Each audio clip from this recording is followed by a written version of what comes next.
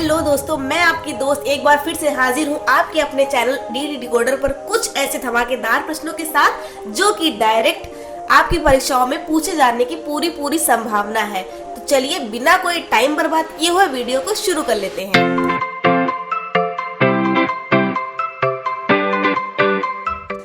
आज का हमारा पहला प्रश्न आपकी स्क्रीन पर है।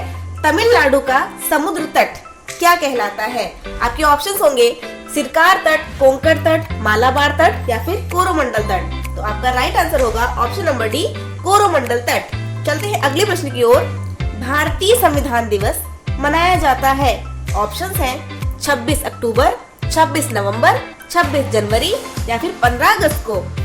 तो आपका राइट आंसर होगा ऑप्शन नंबर बी, 26 नवंबर को हम भारतीय संविधान दिवस के रूप में मनाते हैं। लोकसभा चुनाव अधिसूचित करने का अधिकार किसे है? ऑप्शंस होंगे केंद्रीय मंत्रिमंडल, राष्ट्रपति, चुनाव आयोग या फिर लोकसभा अध्यक्ष। तो आपका राइट आंसर होगा ऑप्शन नंबर बी, राष्ट्रपति। आज हम जल्दी पढ़ेंगे ताकि कम समय में हम ज्यादा से ज्यादा प्रश्नों को कवर कर पाए। प्रायद्वीपीय भारत की सबसे लंबी नदी कौन सी है? ऑप्शंस होंगे कृष्णा, नर्मदा, गोदावरी या फिर महानदी। तो आपका राइट आंसर होगा ऑप्शन नंबर सी, गोदावरी नदी जो है वो प्रायद्वीपीय भारत की सबसे लंबी नदी है। चलते हैं अगले प्रश्न की ओर। भारत में एकमात्र राज्य जो केसर का उत्पादन करता है। आपके ऑप्शंस होंगे हिमाचल प्रदेश, असम, जम्मू कश्मीर या फिर मेघालय। तो आपका राइट आंसर होगा option number C, Jammu Kashmir. Actually यहाँ पे राज्य नहीं यूनियन टेरिटरी होना चाहिए था, क्योंकि अब जम्मू कश्मीर जो है वो केंद्र शासित प्रदेश के अंतर्गत आता है। चलिए अगले प्रश्न की ओर चलेंगे। कौन सा स्तन प्राणी उड़न लोमड़ी के रूप में जाना जाता है? ऑप्शंस होंगे डार्विन लोमड़ी, सफेद लोमड़ी, चमगादड़ या उड़न गिलहरी। तो आपका राइट आंसर होगा ऑप्शन नंबर सी, चमगादड़ को हम उड़न लोमड़ी के रूप में जानते हैं। स्वच्छता सर्वेक्षण 2019 के अनुसार सबसे स्वच्छ शहर कौन सा है? आपके ऑप्शंस होंगे इंदौर, पटना, लखनऊ या फिर प्रयागराज। तो आपका ऑप्शन नंबर ए करेक्ट होगा, इंदौर। देखेंगे अगला प्रश्न क्या है। अगस्त 2019 में चर्चा में रहे अनुच्छेद 370 एवं धारा 35A किस राज्य से संबंधित है? आपके ऑप्शंस होंगे हिमाचल प्रदेश, सिक्किम, अरुणाचल प्रदेश या फिर जम्मू कश्मीर। तो आपका राइट आंसर होगा option number D, Jammu and Kashmir. Lok Sabha की कितनी सीटें अनुसूचित जाति के लिए आरक्षित है? आपके ऑप्शंस होंगे 62, 76, 47 या फिर 84। तो आपका ऑप्शन नंबर डी करेक्ट होगा, 84। 17वीं सदी में किस सिख गुरु के द्वारा दारा सिखों को पनाह दी गई थी? आपके ऑप्शंस होंगे गुरु हरगोविंद, गुरु तेग बहादुर, गुरु रामदास या फिर गुरु हर राय। तो आपका राइट आंसर होगा गुरु हर राय। देखेंगे अगला प्रश्न। गांधी जी को दक्षिण अफ्रीका से भारत लौटने के लिए राजी करने में किसने महत्वपूर्ण भूमिका निभाई थी? आपके ऑप्शंस होंगे Spencer Bolton, C.F. Andrews, F.W. बाकुर, विलियम गॉडफ्रे। तो आपका राइट आंसर होगा option number B, C.F. Andrews. काली क्रांति का संबंध किससे है?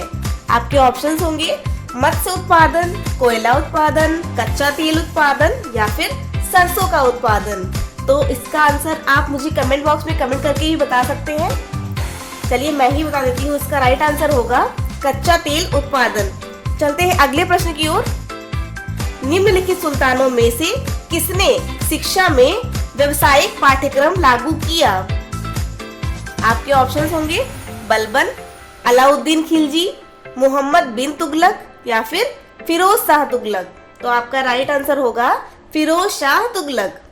देखिए आप लोग जो ये क्वेश्चंस पढ़ते हैं तो आप कोशिश किया करिए कि इन क्वेश्चंस के आंसर खुद से देने की प्रयास करा करिए और देखा करिए लास्ट में कि कितने क्वेश्चंस आपने सही किए हैं। ये वीडियो एक तरह से क्विज ही है ये क्वेश्चन, क्योंकि मैं ऑप्शन पहले क्वेश्चन बोलती हूँ फिर आपके ऑप्शंस बोलती हूँ, बाद में आंसर बताती हूँ, तो एक क्विज की तरह ही है। तो आप लोग खुद से भी ट्राई किया करिए कि देखिए आप कितने क्वेश्चन सही कर पा रहे हैं। देखेंगे आज का अगला क्वेश्चन, गौतम बुद्ध की माँ किस वंश से संबंधित थी? तो आपके ऑप्शंस होंगे शाक्य वंश, माया वंश, लिच्छवी वंश या फिर कोलीय वंश। तो आपका राइट आंसर होगा ऑप्शन नंबर डी, कोलीय वंश से। देखेंगे अगला प्रश्न, कालसी प्रसिद्ध है किस लिए? ऑप्शंस होंगे बौद्ध चैत्यों से हेतु, फारसी सिक्कों के कारण, अशोक के शिलालेख के कारण या फिर गुप्तकालीन मंदिरों के लिए। आपका ऑप्शन नंबर सी करेक्ट होगा, अशोक के शिलालेख के कारण। एलोरा के प्रसिद्ध कैलाश मंदिर के निर्माण से कौन से शासक वंश का संबंध रहा है? तो ये प्रश्न आप इजीली ऐसे भी समझ सकते हैं कि कौन से राष्ट्रकूट मतलब कौन से वंश ने, इसमें राइट आंसर मैंने बता ही दिया, ऑप्शन नंबर डी इसका सही होगा, राष्ट्रकूट वंश। तो राष्ट्रकूट वंश के समय ही एलोरा के जो मंदिर बने थे, कैलाश मंदिर, उनका निर्माण हुआ था। ठीक है, चलते हैं अगले प्रश्न की ओर। योग दर्शन के प्रतिपादक हैं, ऑप्शंस होंगे पतंजलि, योगी गोरखनाथ, स्वामी रामदेव या फिर शंकराचार्य।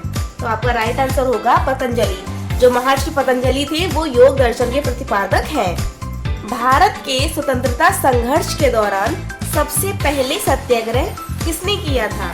तो आपके ऑप्शंस हैं विनोबा भावे, जवाहरलाल नेहरू, सरदार पटेल या फिर महात्मा गांधी जी। तो आपका राइट आंसर होगा ऑप्शन नंबर डी। जो महात्मा गांधी जी थे उन्होंने ही स्वतंत्रता संघर्ष में सबसे पहले सत्याग्रह किया था। बंगाल का विभाजन करने वाला गवर्नर कौन था? ऑप्शंस होंगे कर्जन, कैनिंग, मिंटो या मेयो। तो आपका राइट आंसर होगा ऑप्शन नंबर ए। जो लॉर्ड कर्जन था उन्होंने बंगाल का विभाजन जब हुआ था तो वो गवर्नर जनरल थे। गांधी जी को किसने सर्वप्रथम राष्ट्रपिता कहकर संबोधित किया था? आपके ऑप्शंस होंगे सुभाष चंद्र बोस, रविन्द्रनाथ टैगोर, सरदार वल्लभ भाई पटेल या बाल गंगाधर तिलक ने। तो आपका राइट आंसर होगा सुभाष चंद्र बोस ने गांधी जी को सबसे पहले राष्ट्रपिता कहा था। और आपका एक मैं क्वेश्चन बताना चाहती हूँ, इसका जो आंसर होगा आप कमेंट बॉक्स में लिखना है। तो क्वेश्चन है, किसने गांधी जी को महात्मा की उपाधि दी थी? भाई राष्ट्रपिता तो सुभाष चंद्र बोस जी ने कह दिया, तो महात्मा की उपाधि उन्हें किसने दी थी ये बताना है आपको कमेंट बॉक्स में। ये आपका होमवर्क है। ओके, तो दोस्तों आज के लिए इतना ही। मुझे उम्मीद है कि आपने मैक्सिमम क्वेश्चंस का आंसर सही दिया होगा और आपकी तैयारी बहुत अच्छी चल रही होगी। तो चलिए मिलते हैं अगले वीडियो में। Till then take care. Thank you so much for watching.